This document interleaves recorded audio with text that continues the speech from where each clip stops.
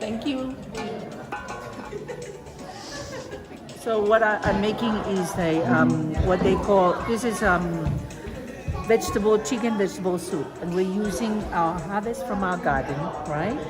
And so what I've done now, I put all the kamo, potato, carrots, and then the leaves, cabbage, and spinach, and Chinese cabbage. So now what is important is that the potato and the carrots are cooked. I've just put in the chicken, because once those are cooked, chicken is very easy. It's very quick. It cooks well, easily, so we don't need to overcook vegetables. So we'll just wait for the chicken to cook now, and that's it. We can serve. Thank you.